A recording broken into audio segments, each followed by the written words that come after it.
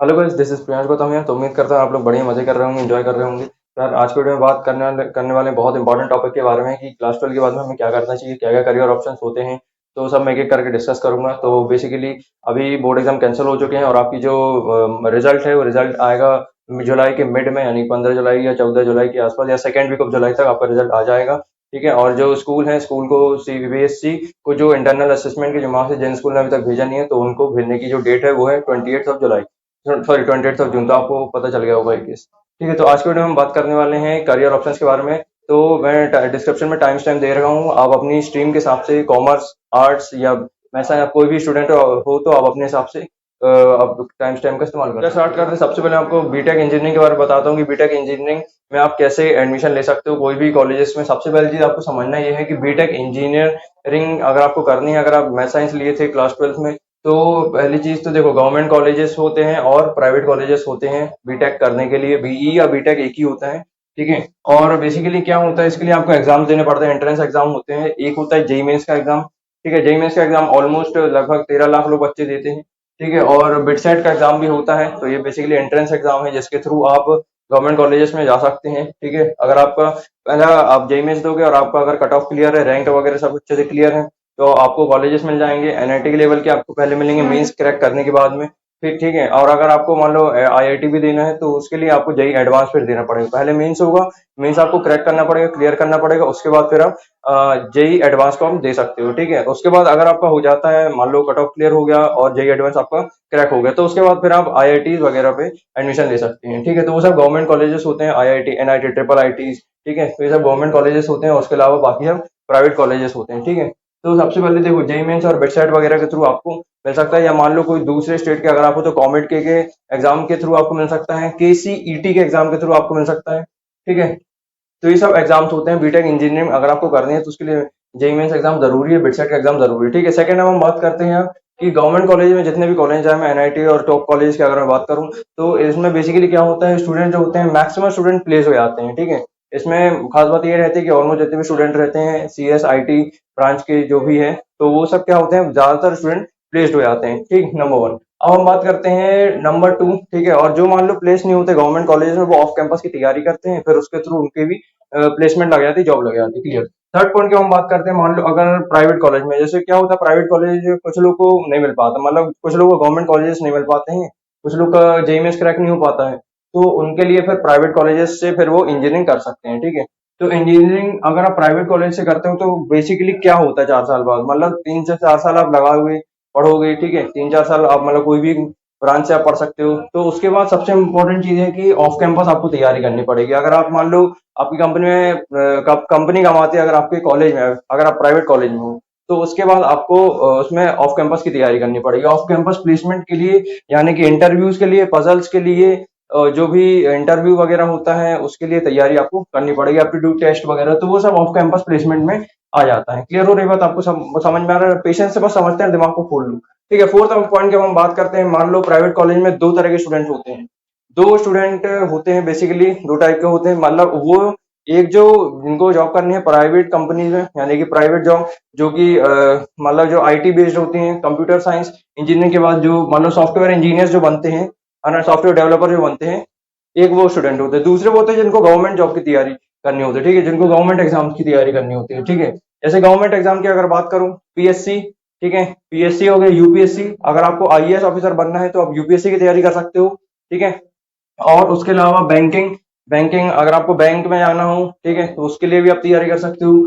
Railway में जाना हो, रेलवे में आपको लोको पायलट बनना हो या इंजीनियर बनना हो, चाहे कुछ भी बनना हो, तो उसके लिए आप ये मतलब प्राइवेट कॉलेज से आप दे सकते हो। ठीक है। प्राइवेट कॉलेज के बाद आपको डिग्री मिल जाएगी। डिग्री के बाद क्या होता है, या तो आप ऑफ कैंपस प्लेसमेंट के लिए तैयारी करो, तो आपका जॉब लगेगी किसी तरह से, या फिर दूसरा ऑप्शन ये रहता है कि आप अपने प्राइवेट कॉलेज से ही गवर्नमेंट एग्जाम्स की आप तैयारी करो। ठीक है। तो उसमें क्या रहता है, PSC, UPSC, banking, railway, SSC, और ये सब एग्जाम्स होते हैं आर्मी के। ठीक है। तो इसके लिए आप तैयारी कर सकते हो। तो ये मैंने आपको एक तरीका ये बताया है। ठीक है। उसके अलावा हम बात करते हैं ब्रांचेस की। देखो, बीटेक इंजीनियरिंग अगर आप करते हो, तो सबसे पहले उसमें इंपॉर्टेंट चीज है ब्रांच। ठीक है। कॉलेज में एडमिशन लोगे तो उसमें सबसे फैक्टर पहला यही है कि आपको ब्रांच कौन सी लेनी है। ठीक है। ब्रांच की अगर हम बात करें तो सिविल इंजीनियरिंग होती है, इलेक्ट्रिकल इंजीनियरिंग होती है, इलेक्ट्रॉनिक एंड कम्युनिकेशन इंजीनियरिंग होती है, जिसको ईसी बोलते हैं। सिविल के इंजीनियरिंग का मतलब सीई, और इलेक्ट्रिकल इंजीनियरिंग का मतलब ईई, और इलेक्ट्रॉनिक्स एंड कम्युनिकेशन इंजीनियरिंग मतलब ईसी, है ना, और कंप्यूटर साइंस इंजीनियरिंग सीएस, जिसको आप कह सकते हो आईटी भी बोल सकते हो, इंफॉर्मेशन प्रैक्टिसेस, ठीक है, मैकेनिकल इंजीनियरिंग एमई, और उसके अलावा मैराइन इंजीनियरिंग, जिसको शिप में जाना हो, जिसको शिप इंजीनियरिंग, शिप में जो बहुत सारे इंजीनियर्स होते हैं ना, तो उसकी बात हो रही है, तो मैराइन इंजीनियरिंग उन लोग करते हैं, ठीक है। और केमिकल इंजीनियरिंग, माइनिंग इंजीनियरिंग, ठीक है। इसका थोड़ा बहुत आपको मैं ब्रीफ इंट्रोडक्शन बात करें तो देखो, सबसे पहले सिविल इंजीनियरिंग मतलब क्या होता है। सिविल इंजीनियरिंग अगर आप करते हो तो इसमें ऑप्शन ये रहते हैं कि आप सिविल इंजीनियरिंग कर सकते हो, मतलब सिविल इंजीनियर आप बनते हो, ठीक है, 4 साल बाद, मतलब कि या तो गवर्नमेंट एग्जाम की आप तैयारी करते हो, जो भी इसमें आते रहते हैं, ठीक है, असिस्टेंट इंजीनियर, ठीक है, जो भी इंजीनियरिंग की जो पोस्ट आती रहती हैं, तो वो आप मतलब एग्जाम आप दे सकते हो, तो सिविल इंजीनियर आप बन सकते हो। उसमें जो बेसिकली आपको जो डैम्स वगैरह हो गए, डैम्स में जो इंजीनियर जो काम रहता है उनका, ठीक है, और जो साइट्स वगैरह होती हैं, जैसा आपने देखा होगा बिल्डिंग बनाने में, घर बनाने में, जो भी मतलब जो काम होता है, तो वो सब इंजीनियर्स का होता है। जैसे ब्रिज बनते हैं, वहां पे इंजीनियर्स का यूज होता है, तो ये होता है, मतलब ये सब किस चीज में आ गया, सब सिविल इंजीनियरिंग में आ गया।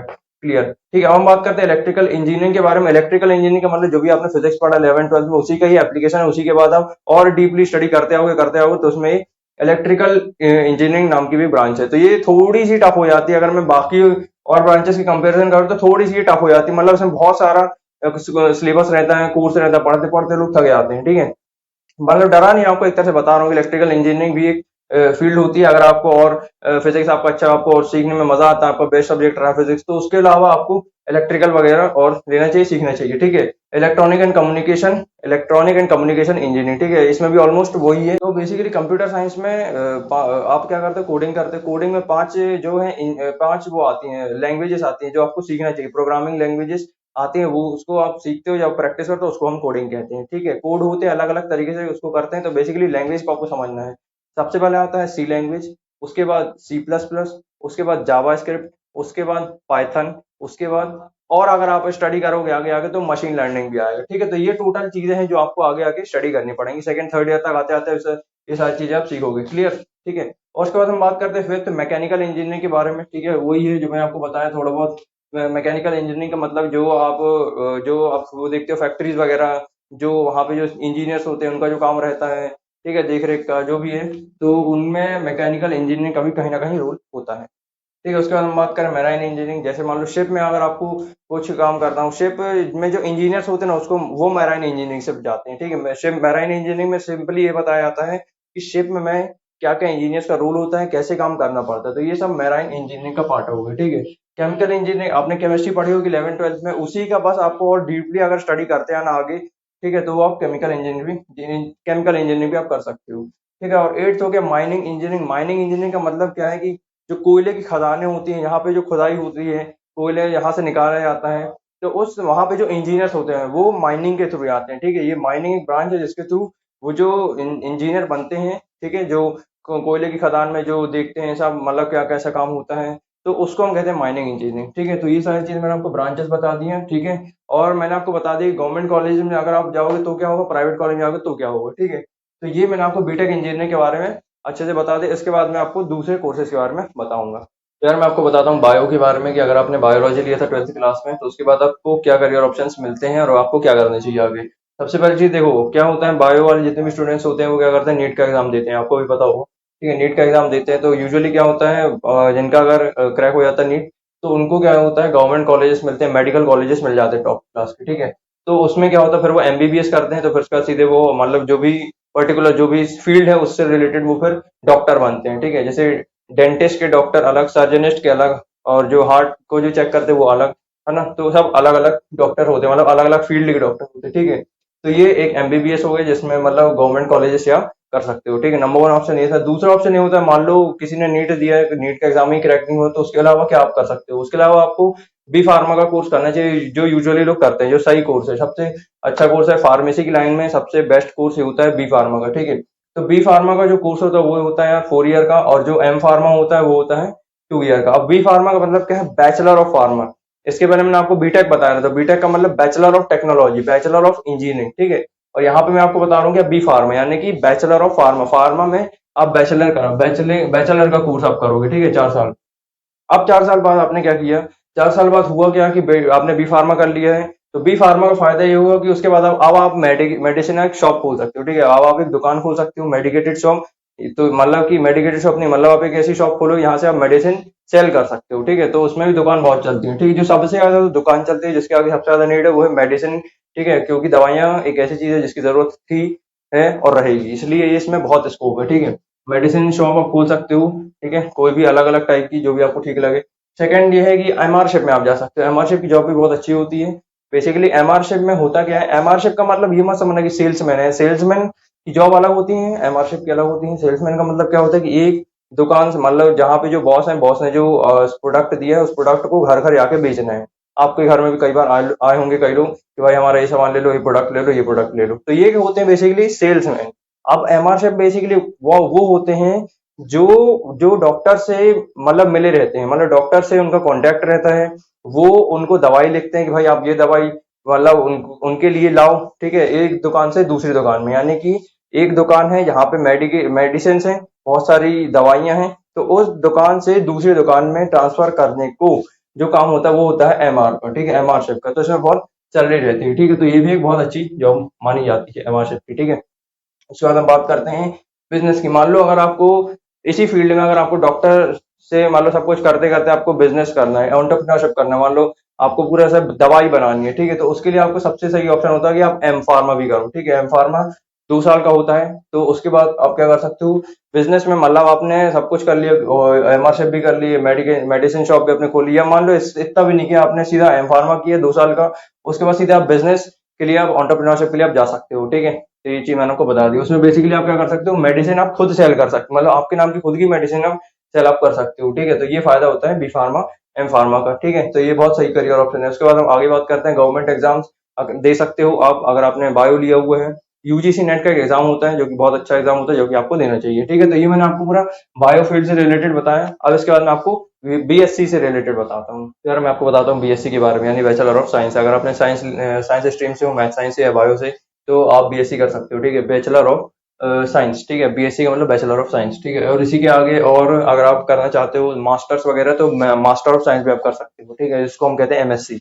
पहले आप बीएससी के लिए पढ़ते हो, उसके बाद फिर आप एमएससी के लिए पढ़ सकते हो, ठीक है। उसको कहते हैं 3 साल का अंडर ग्रेड कोर्स होता है, अंडर ग्रेजुएट कोर्स होता है ये 3 साल का, ठीक है। उसके बाद फिर आप क्या बोलते हैं एमएससी भी कर सकते हो, 1 या 2 साल का वो भी होता है, गेस, ठीक है। तो इसमें क्या खास बात ये है, क्या रहती है कि इसमें आप अपने जो भी सब्जेक्ट है, फेवरेट सब्जेक्ट के अकॉर्डिंग आप इसमें अपना जो बैचलर का जो कोर्स है वो आप कर सकते हो। जैसे मान लो बायोटेक्नोलॉजी से रिलेटेड अगर आपको करना है, तो आप उससे बीएससी कर सकते हो, ठीक है, जो भी आपका फेवरेट सब्जेक्ट है। या मान लो बीएससी नर्सिंग से आपको हो सकता है आगे नर्स का कुछ काम करना हो, ठीक है, तो आप उससे बीएससी नर्सिंग का कोर्स कर सकते हो, ठीक है। बीएससी बायोटेक्नोलॉजी और बीएससी बायो से और केमिस्ट्री से, या बीएससी फिजिक्स से या मैथ से, जो भी आपका फेवरेट सब्जेक्ट है उसकी से भी सब्जेक्ट से भी आप बीएससी कर सकते हो, ठीक है। तो बीएससी बेसिकली किसके लिए फायदेमंद होता है, जिसको टीचर बनना होता है। जिसको टीचर बनना होता है उसके लिए सबसे सही फील्ड कौन सी है, बीएससी की फील्ड रहती है, ठीक है। तो इसमें आप आपका जो भी फेवरेट सब्जेक्ट है उस सब्जेक्ट के अकॉर्डिंग आप 3 साल में अपना बैचलर कंप्लीट कर सकते हैं और टीचर बन सकते हैं। अब इसकी शुरुआत कहाँ से होती है, कोई छोटे स्कूल में आपको इसकी स्टार्टिंग करनी पड़ेगी। तो मान लो आपने बीएससी कर लिया है, जैसे फॉर एग्जांपल मैथ्स से आपने बीएससी किया हुआ, उसके बाद अगर आपको टीचर बनना है, तो उसके लिए सबसे पहले सबसे छोटे स्कूल में आना है, ठीक है। वहां से आपको क्या मिलेगा, एक्सपीरियंस मिलेगा। मान लो आपने 1-2 साल पढ़ा, आपके पास एक्सपीरियंस आया, फिर आप मतलब आपके पास एक्सपीरियंस ये आएगा कि आपने मैथ्स पढ़ाई, ठीक है। उसके बाद आप क्या होगे, बड़े स्कूल में, ठीक है, बड़े स्कूल में आपने बताया कि हमने हमारे पास एक्सपीरियंस है, ये वो है, तो हमको और पढ़ाना है। तो उसमें क्या होगा, बड़े स्कूल में पढ़ाओगे तो बड़े स्कूल का एक्सपीरियंस हो सकता है, फिर मतलब वहां पर पढ़ाते हैं और आपका प्रमोशन होता है। इससे मतलब आप टीचर के भी पोस्ट में मतलब बहुत आपका प्रमोशन हो सकता है फिर आप दूसरे बहुत और बड़े स्कूल में जाओ, ठीक है। तो ये सब इसमें ऑप्शंस रहते हैं, करियर ऑप्शन। मैंने आपको टीचर के लिए बताया कि अगर आपको एज अ टीचर अगर आपको बनना है, तो ये सब उसके ऑप्शंस रहते हैं, ठीक है। तो इसमें मतलब सैलरी ऊपर होती है, 10,000, 20,000, 30,000, 40, 50, 1,000, मतलब 1 लाख, इतनी टीचर्स की सैलरी वगैरह जाती रहती है, ठीक है। डिपेंड करता है कितना एक्सपीरियंस, जितना एक्सपीरियंस आएगा उतनी ज्यादा वैल्यू बढ़ती जाएगी, ठीक है। तो गवर्नमेंट एग्जाम भी अगर आप दे सकते हो, मान लो अगर आपको टीचर बनना ही नहीं है और आपने बीएससी सिर्फ कर लिया है, तो हो सकता है आपको एमएससी में भी इंटरेस्ट हो, या नहीं तो फिर उसके बाद यूजुअली लोग एमएससी कम करते हैं, बट करते हैं कई लोग, ठीक है। और यूजुअली लोग तैयारी करते हैं गवर्नमेंट एग्जाम्स की, क्योंकि उनके पास डिग्री आ चुकी है बीएससी की, तो यूजुअली उन लोग गवर्नमेंट एग्जाम्स वगैरह की तैयारी करते रहते हैं, ठीक है। तो ये मैंने आपको थोड़ा करियर ऑप्शन बता दिया बीएससी के बारे में। उसके बाद मैं आपको बताऊंगा थोड़ा और करियर ऑप्शन, ठीक है। तो यार मैं अब आपको बताता हूँ बीए के बारे में, बैचलर ऑफ आर्ट्स। अगर आप आर्ट्स से बैकग्राउंड से हो तो आपको क्या करना चाहिए आगे। सबसे पहले चीज देखो, बीए किया जाता है कोई भी पर्टिकुलर सब्जेक्ट से, वो आपको चूज करना पड़ता है, या तो पॉलिटिकल साइंस से करो, या सोशल साइंस से, या इकोनॉमिक्स से, ठीक है। एलएलबी से भी आप कर सकते हो, दूसरा जर्नलिज्म, सब अलग अलग सब्जेक्ट होते हैं, तो उसके हिसाब से आपको बीए करना होता है, ठीक है। तो इंग्लिश हिंदी वगैरह जो बेसिक सब्जेक्ट्स होते हैं वो बीए में आते हैं, ठीक है। और बीए के बाद आप चाहो तो और फिर इसी स्ट्रीम में आप मास्टर्स के लिए कर सकते हो, ठीक है। तो ये पूरा होता है, ठीक है। और गवर्नमेंट एग्जाम की मैं बात करूँ तो यूजुअली लोग बीए करने के बाद क्या करते हैं, गवर्नमेंट एग्जाम की तैयारी करते हैं, जैसे यूपीएससी, पीएससी, ठीक है, ये सब एग्जाम्स की तैयारी करते हैं ये लोग, ठीक है। और उसके अलावा मान लो अगर आपका गवर्नमेंट जॉब हुआ ही नहीं, ठीक है, तो उसके अलावा फिर आप प्राइवेट जॉब वगैरह कर सकते हैं, ठीक है। तो इसके लिए भी बहुत वो रहते हैं, उसके लिए बहुत ऑप्शन रहते हैं, ठीक है। जैसे मान लो अकाउंटिंग अगर आपको कुछ करना हो, या फाइनेंशियल कुछ अकाउंटिंग का काम करना हो, ठीक है, मार्केटिंग का, मैनेजमेंट का कुछ काम करना हो, ठीक है, तो ये सब फाइनेंस का काम करना हो, तो ये सब आपकी जॉब लग सकती है अगर आपने ये सब कोर्स अच्छे से कर लिया हो तो, ठीक है। तो यार मैं आपको बताऊंगा जॉब और बिजनेस में क्या डिफरेंस होता है। अगर आपने एमबीए बीबीए किए हुए हैं तो आपको क्या करना चाहिए, जॉब करनी चाहिए, बिजनेस करना चाहिए। सबसे पहले चीज देखो, बीबीए का जो कोर्स होता है, बैचलर ऑफ बिजनेस एडमिनिस्ट्रेशन का एक कोर्स होता है, बेसिकली 3 साल का कोर्स होता है। और इसमें क्या होता है, बेसिकली अकाउंट से रिलेटेड, इकोनॉमिक्स से रिलेटेड, बिजनेस से रिलेटेड, बिजनेस स्टडीज से रिलेटेड चीजें आप सीखते हो, ठीक है। और बेसिकली 3 साल का कोर्स होने के बाद फिर आप क्या कर सकते हो इसमें, एमबीए। एम बीबीए तब काम का जब आप एमबीए साथ में करो, ठीक है। एक चीज ध्यान रखना, तो एमबीए में भी अलग अलग स्ट्रीम रहती है, उसके हिसाब से कोई भी पर्टिकुलर सब्जेक्ट के हिसाब से आपको एमबीए करना पड़ता है। हो सकता है फाइनेंस से आप करो, दूसरा फाइनेंशियल अकाउंटिंग से, मार्केटिंग से, ठीक है। मतलब ये सब चीजें सिखाई जाती हैं, entrepreneurship, economics, human resources, HR, ये सब चीजें बेसिकली, इस सब चीजें से आप क्या कर सकते हो, जैसे मार्केटिंग स्ट्रेटेजी हो गई, बिजनेस हो गया, तो ये सब आपको एमबीए में सीखने को मिलेगा, ठीक है।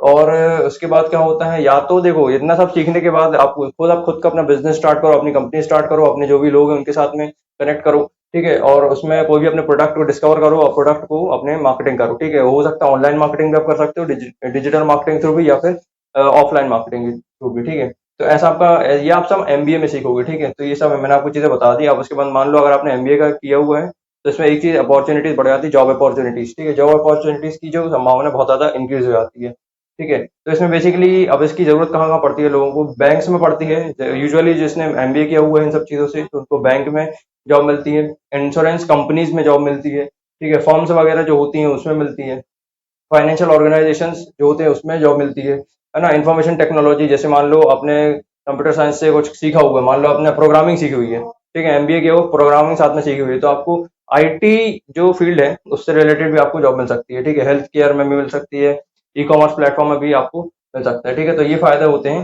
बीबीए के, ठीक है। तो आपकी चॉइस है कि आपको इसमें जॉब करना है या बिजनेस करना है, ठीक है। क्योंकि क्या होता है, लोग पहले बिजनेस करते हैं, अगर उसमें बिजनेस खोले हो तो फिर वो जॉब करते हैं, ठीक है। तो आपके ऊपर है कि आप डायरेक्ट जॉब करो या फिर बिजनेस करो, ठीक है। बस आगे बढ़ते हैं नेक्स्ट, लास्ट करियर ऑप्शन मैं आपको बता रहा हूँ, जो भी कॉमर्स वाले स्टूडेंट्स हैं सबके लिए है, ठीक है। चाहे बीबीए, बीसीए, अगर आपको कुछ भी करना हो, बीबीए का मतलब bachelor of business administration, BCA का मतलब bachelor of computer and application, ठीक है। तो उससे रिलेटेड चीजें मैं आपको बता रहा हूँ, ठीक है। तो बीकॉम, बीबीए, बीसीए, जिसको भी जो भी करना है उसके लिए वीडियो है, ठीक है। तो बीकॉम बेसिकली आप अलग अलग सब्जेक्ट से कर सकते हो, जनरल से भी कर सकते हो, बिजनेस एडमिनिस्ट्रेशन से भी आप कर सकते हो बीकॉम, ठीक है, मार्केटिंग भी आप कर सकते हो, ठीक है। 3 साल का होता है बीकॉम, ठीक है।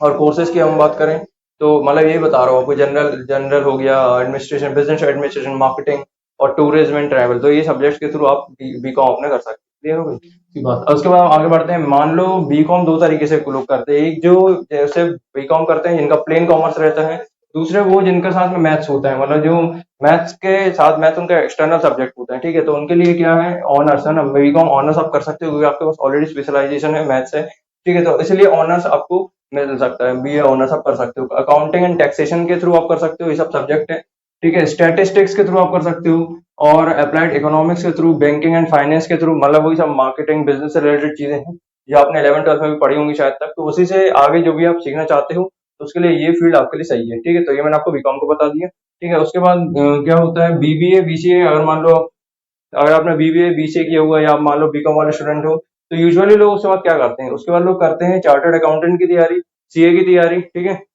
उसके लिए एग्जाम्स वगैरह होते हैं 2 या 3 स्टेजेस पे। सेकंड अगर बात करें तो आईबीपीएस पीओ, ठीक, आईबीपीएस पीओ की जॉब होती है, ठीक है। और उसके बाद मतलब ये गवर्नमेंट जॉब है, इसके लिए लोग ज्यादातर लोग तैयारी करते हैं, ठीक है। और आरबीआई ग्रेड बी की जॉब होती है, ठीक है। ये बहुत मतलब पोजीशन की जॉब रहती है, ठीक है, बहुत कम लोग को मिल पाती है, ठीक है। तो आरबीआई ग्रेड बी की जॉब। और फोर्थ है यूपीएससी। यूपीएससी मतलब अगर आपको आईएएस बनना हो तो आप इसकी तैयारी कर सकते हो। अब इसका प्रोसीजर क्या रहता है, पहले इसमें प्री होता है, प्री के बाद मेंस होता है, मतलब ये सब एग्जाम से, प्री एक एग्जाम है, मेंस भी एक एग्जाम है, फिर उसके बाद जाके इंटरव्यू वगैरह होते हैं, ठीक है। इसके यूपीएससी के, एसएससी के, एसएससी भी के भी बहुत सारे एग्जाम्स होते हैं, ये लोग देते रहते हैं, क्लियर। और उसके अलावा बात करूँ तो एसबीआई क्लर्क की भी आप दे सकते हो। एसबीआई में अगर आपको मान लो कोई काम करना हो, कुछ भी क्लर्क वगैरह का, तो आप इस सब चीज़ के लिए अप्लाई कर सकते हो। ये सब करियर ऑप्शन मैंने आपको जैसे समझा दिया, होपफुली आपको समझ में आ गया हो। फिर बस हम फाइनली एंड करते हैं स्टॉक को, जो मैंने अब तक कहा है, थोड़ी और चीज़ एक्स्ट्रा ऐड करना चाहूँगा, वैल्यूएट करना चाहूँगा।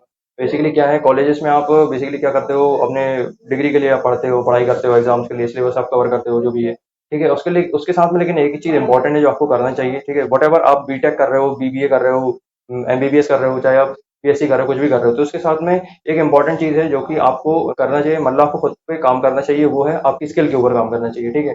तो वो एक स्किल मैं आपको बताना चाहता हूँ। सबसे पहली चीज़ स्किल की अगर बात करें तो सबसे इंपॉर्टेंट चीज़ है कम्युनिकेशन स्किल, यानी कि आपको दूसरे के साथ में कनेक्ट करते बनना चाहिए, किसी भी पर्सन के साथ में, किसी भी बॉय के साथ में, किसी भी गर्ल के साथ में आपको कम्युनिकेट करते बनना चाहिए। तो कम्युनिकेशन कैसे किया जाता है, सामने वाले से कुछ भी पहले हम क्या करते हैं, क्वेश्चनिंग करते हैं, ठीक है। कम्युनिकेशन कम्युनिकेशन स्किल का अगर मैं आपको बिगेस्ट एसेंस बताऊं, कि हम किसी से जब मिलते हैं तो हम सबसे पहले क्वेश्चन पूछते हैं कि आप कैसे हैं, हम भी अच्छे हैं, आप भी कैसे हैं, ठीक है। तो उससे फिर कन्वर्सेशन स्टार्ट हो जाती है, कल क्या हुआ था, अच्छा आप यहाँ गए थे, अच्छा कहाँ गए थे, ठीक है। उसके बाद आपने यहाँ ये किया, अच्छा कैसे किया, क्या किया, तो ये सब क्या होगा, क्वेश्चनिंग में आ गए। तो ये कम्युनिकेशन स्किल का सबसे पहला स्टेप, कि आपको क्वेश्चन पूछना पड़ता है, ठीक है। तो उससे क्या होता है, कन्वर्सेशन जल्दी स्टार्ट होता रहता है, ठीक है।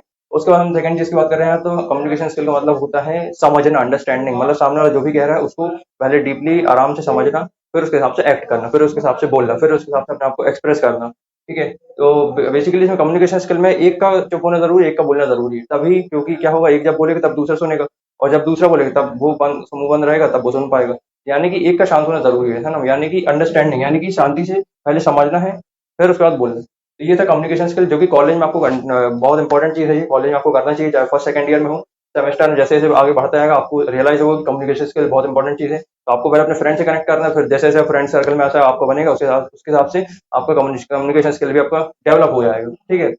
सेकंड चीज हम बात करते हैं, खुद को इंप्रूव करने के लिए हम क्या करें, खुद को मोटिवेट कैसे करें, खुद के लिए हम क्या करें। बुक आपको पढ़नी चाहिए, सेल्फ ग्रोथ की आपको बुक बता रहा हूँ, जो कि आपकी हेल्प करेंगी। मान लो अगर आपको एंटरप्रेन्योरशिप करना है, बिजनेस से रिलेटेड कुछ करना है, एक बुक बहुत अच्छी आती है, मार्केटिंग मैनेजमेंट ऑफ फेरक कोटलर, बहुत अच्छी किताब है, ठीक है, मैंने भी पढ़ा हूँ। तो ये बहुत अच्छी किताब है, अगर आपको बिजनेस से रिलेटेड कुछ भी, अगर आपको कुछ भी करना है, अपनी विजन बड़ी करनी है, स्ट्रॉन्ग करना है, तो ये बहुत अच्छी किताब है, फिलिप कोटलर, ठीक है। और दूसरी अगर हम बात करते हैं, थिंक एंड ग्रो रिच, ये सबसे बेस्ट बुक है। इस बुक को चेंज करने में मतलब इस बुक ने मेरी लाइफ बदली है, मैं कह सकता हूँ आंख बंद करके, ठीक है। थिंक एंड ग्रो रिच बहुत अच्छी किताब है, ये आपको थॉट प्रोसेस को, जो भी आपने बचपन से जो भी अभी तक आपने एक्सपीरियंस किया है, सोचा है, जिस टाइप की थॉट प्रोसेस है, विचारधारा है, ये आपकी बुक, मतलब ये बुक आपकी सोच बदल देगी, आपके सोचने का तरीका बदल देगी, ठीक है। तो मतलब आपके ब्रेन वॉश कर देगी बुक, इस बुक में इतनी ताकत है, ठीक है। इसको जो भी, मतलब इस बुक की खास बात यह है कि जिसने ये बुक बनाई है, नेपोलियन हिल ने, उसने क्या किया है, उनने पूरे 500 लोगों से मिला है, इंटरेक्ट किए हैं, उनका एक्सपीरियंस पूरा बुक में छाप दिया है। तो मतलब कमाल की बुक है, मजा आ जाएगा, ठीक है। उम्मीद करता हूँ आगे मैं फिर कभी प्रोवाइड कराऊंगा इसकी पीडीएफ आपको, ठीक है। थर्ड एक और बुक होती है, as a man think it, ठीक है। As a man think it, ये बुक बेसिकली आपकी थिंकिंग के लेवल पे चेंज करने के लिए चाहिए, ठीक है। इससे मतलब आप बिजनेस में कुछ नहीं कर पाओगे, इससे बिजनेस के लिए फर्स्ट बुक मैंने आपको बताया, फिर फिलिप कोटलर। दूसरी बुक मैंने आपको बताया, थिंक एंड ग्रो रिच, जिससे क्या होगा, आपकी सोच बदलेगी, सोचने का तरीका बदलेगा, है ना। मतलब सक्सेसफुल वाली लोगों की जो माइंडसेट होता है, जो सोच होता है, वो आपके अंदर आ जाएगी, है ना। As a man think it की जो बुक होती है, बेसिकली क्या होता है, स्टार्टिंग में मजा नहीं आता, स्टार्टिंग में बहुत बोरिंग लगती है इस टाइप की किताबें, बट एक बार, दो बार, तीन बार, जैसे जैसे आप पढ़ते आओगे बार बार, तो आपको मजा आने लग जाएगा, तो वो इंपॉर्टेंट है, ठीक है। तो इससे हो गया कि आपके अंदर सेल्फ ग्रोथ पैदा होगी, मतलब सेल्फ ग्रोथ मतलब है कि आप खुद से ग्रो करोगे, बुक से सीखते आओगे, उसके हिसाब से आप ग्रो करते आओगे, ठीक है। उसके बाद हम थर्ड हम बात करते हैं इंपॉर्टेंट चीज की बात में, कि पैशन पैशन पे कैसे काम करें, ठीक है। तो जो भी आपका ड्रीम है, पैशन है, कुछ भी हो सकता है, ठीक है। जैसे मान लो किसी का सिंगिंग है, किसी का डांसिंग, किसी का पेंटिंग है, किसी का कुकिंग, किसी का कॉमेडी, तो किसी का कुछ भी है, तो उसके लिए काम कैसे करें, उसके लिए सिंपल है यार, देखो, आप कॉलेज के बाद आपके पास बहुत सारे रास्ते होंगे, कुछ बहुत सारी चीजें करने के लिए, और एक ऑप्शन मैं आपको देता हूँ, मान लो आपको जैसे यूट्यूब चैनल खोलना है, तो यूट्यूब चैनल बना सकते हो, और आपको गाने का शौक है तो आप सिंगिंग से रिलेटेड वीडियोस बनाओ, ठीक है। दूसरा है कुकिंग, आपको अगर मान लो आपसे कुकिंग बहुत अच्छे से आती है, तो उसको दबा के मत रखो, उस इंटरेस्ट को बाहर निकालो, उसको मतलब ऐसे ऐसे धीमे धीमे छोटे छोटे स्टेप्स उठाओ, बेबी स्टेप्स उठाओ, ताकि आप उसके लिए एक्शन ले पाओ, काम कर पाओ, ठीक है। तो उसके लिए क्या करो, कुकिंग के लिए तो छोटे से छोटे लेवल पे जैसा भी बने आप वीडियो बनाओ, ठीक है। और टिप्स बताओ कि कैसे कैसे क्या क्या रेसिपी बनाते हैं, उसका आप वीडियो बना सकते हो। कॉमेडी, मान लो आप बहुत मजाकी इंसान हो, आपसे कॉमेडी बहुत अच्छे से करते बनती है, तो आप अपने साथ 3 से 4 लोगों के अपने साथ फ्रेंड सर्कल बनाओ, और उसमें कॉमेडी के वीडियोस बनाओ और डालो, ठीक है। बस इस तरीके से आगे ग्रो करते हो, ठीक है। मैंने कि मैं बता रहा हूँ पैशन पे काम कैसे करते हैं, ठीक है। मैं तो आपको जस्ट एग्जांपल दे रहा हूँ, हो सकता है आपका कुछ अलग अलग पैशन हो, ठीक है। स्टडी टिप से रिलेटेड आप चैनल खोल सकते हो, जैसे मैं स्टडी टिप देता रहता हूँ आए दिन, ठीक है, कि ऐसे पढ़ लो, वैसे पढ़ लो, इस तरीके से आप भी मतलब खोल सकते हो, और पढ़ा सकते हो कि भाई ये ऐसे करना चाहिए, इसकी तैयारी ऐसे, इसकी तैयारी ऐसे करते हैं, ठीक है। तो स्टडी टिप्स से रिलेटेड आप चीजें मतलब बना सकते हो चैनल में, तो मतलब आपको बताया कि पैशन के ऊपर कैसे काम करते हैं, ड्रीम पे कैसे काम करते हैं, ठीक है। छोटे छोटे स्टेप्स लेने पड़ते हैं लाइफ में, तब आप जाके बड़े मुकाम हासिल करते हो, ठीक है। तो अगर मैं आपको सबका एसेंस बताऊं, खुद पे काम करना है, खुद को बिजी रखना है, ठीक है, खुद को अंदर से ग्रो कराना है, तो मतलब प्लान आपके पास होना चाहिए, कोई भी ड्रीम है, कोई भी चीज आपका एक्शन है, मतलब जो भी प्लान है, तो जो भी आपका ड्रीम है उसके लिए आप प्लान बनाओ, लिखो कि आपका क्या क्या आपसे आता है, क्या क्या आपसे आपकी वीकनेस है, क्या क्या आपकी स्ट्रेंथ है, ठीक है। तो उसमें प्लान में लिखो। और उसके अलावा मतलब आपने पूरी सारी चीजें तैयार कर ली, आपको पता चलेगा मेरा ड्रीम क्या है, मेरे में से क्या क्या चीज बनता है, क्या क्या काम आता है।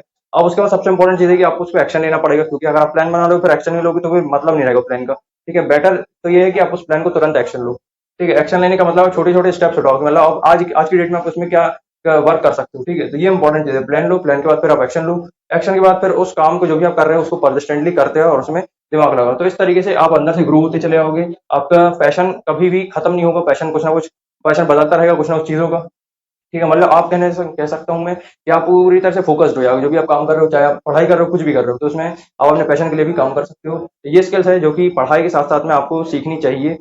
एक और स्किल के बारे में आपको बताता हूँ, डिजिटल मार्केटिंग। यहाँ पे मैं सो गई फिर से बता देता हूँ। बेसिकली क्या होता है कि डिजिटल मार्केटिंग मतलब ये होता है कि आपके जो भी अपना कोर्स है, जो भी आपका प्रोडक्ट है, उस प्रोडक्ट को लोगों तक पहुंचाना, मार्केटिंग करना है। तो उसके लिए डिजिटल मार्केटिंग एक मीडियम होता है, जिससे के थ्रू आप लोगों तक अपनी चीज़ें के बारे में एडवर्टाइजमेंट कर सकते हो। जैसे मान लो आपने एक वेबसाइट बनाई हुई है, या मान लो कोई स्टोर बनाया हुआ है, उस स्टोर में आपने बहुत सारे प्रोडक्ट्स लिस्टेड करे हुए हैं, उस प्रोडक्ट को आपको सेल कैसे करना है। उस प्रोडक्ट को सेल करने का सबसे सही तरीका डिजिटल मार्केटिंग आपको सीखनी पड़ेगी, यानी कि जो गूगल एड्स होती है उस गूगल एड्स आपको अपनी वेबसाइट में गूगल एड्स चलानी पड़ेगी, ठीक है। कीवर्ड्स वगैरह आपको रखने पड़ेंगे ताकि जो भी कोई गूगल पे सर्च करेगा तो आपकी जो भी वेबसाइट है या स्टोर है तुरंत सबसे टॉप पे आएगी, और लोग आपको देखेंगे, आपकी वेबसाइट को देखेंगे। तो उससे क्या होगा, जो आप पैसा लगा रहे हो एड्स में, आपको अपना पैसा लगाना पड़ेगा, यानी कि खुद पैसा आपको पहले लगाना पड़ेगा डिजिटल मार्केटिंग में।